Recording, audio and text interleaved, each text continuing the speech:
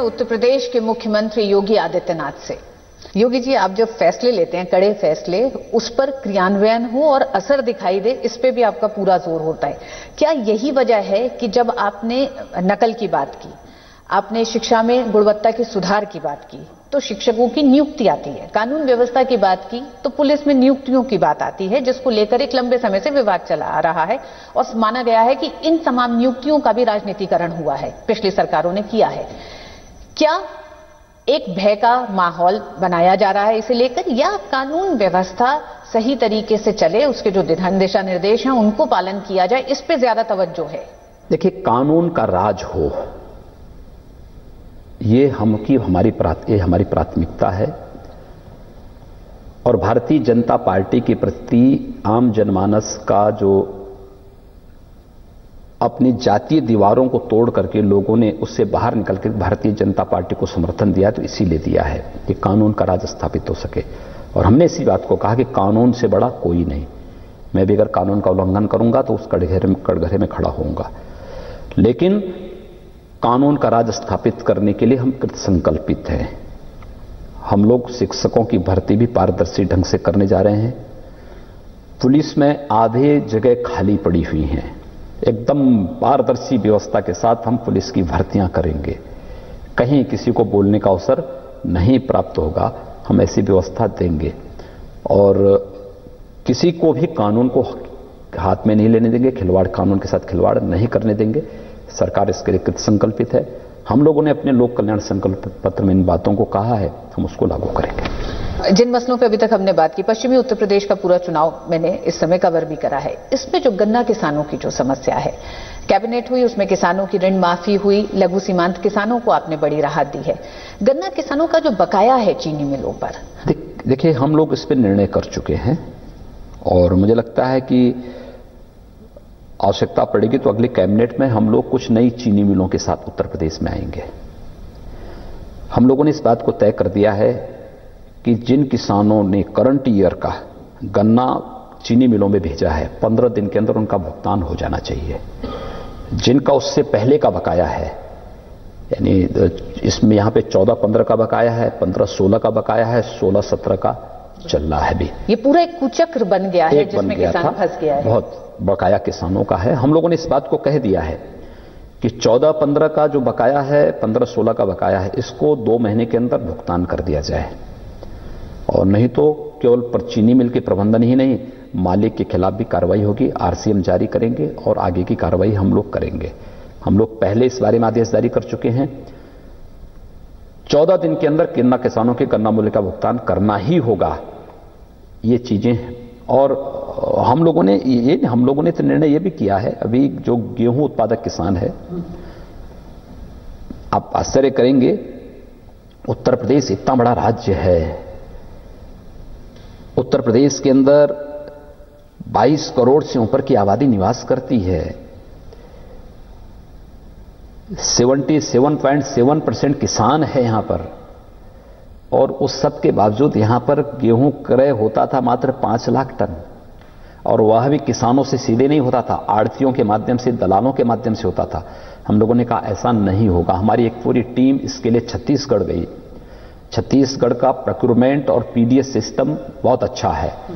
हम लोगों ने इस काम को यहां पे लागू किया, और मुझे बताते हुए प्रसन्नता है कि हम लोगों ने 5000 सेंटर खोले हैं किसानों के लिए। हम लोगों ने कहा कि हर जगह कहीं भी वो जहां गेहूं अपना बेचना चाहता है, अपना आधार कार्ड लेकर के जाएं, अपना जोत बही लेकर के जाएं, आपका गेहूं वहां पर लोग खरीदेंगे।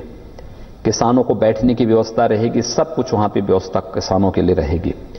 और पर कुंटल 10 रुपए का अतिरिक्त हम उसको देंगे, पर कुंटल 10 रुपए अतिरिक्त तो किसान को हम देंगे। बहुत सारे लोग आए कि साहब इसको पहले की तरह आड़तियों के माध्यम से, दलालों के माध्यम से खरीदी। हमने कहा भी ये नहीं होगा, किसानों को देना प्रधानमंत्री जी की प्राथमिकता किसान है।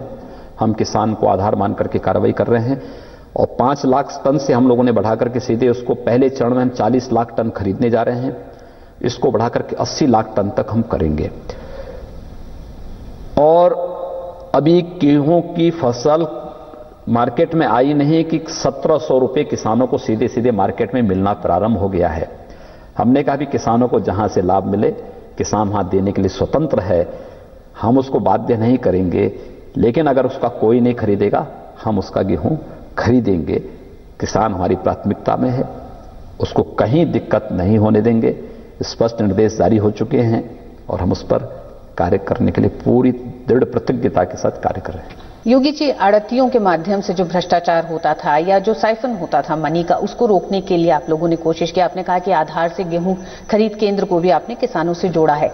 इस चुनाव में जो प्रचंड बहुमत था, लगातार बात हो रही थी विमुद्रीकरण जब से ऐलान हुआ उसके बाद से कि विमुद्रीकरण का एक भय है, एक लोग परेशान हैं, लेकिन ये जो प्रचंड बहुमत है, आप मानते हैं कि इसने पारदर्शिता का जो नया पैमाना तय करा, उसके भी पक्ष में ये प्रचंड बहुमत? मोदी जी का देश का प्रधानमंत्री बनना भारत में एक नए युग का सूत्रपात है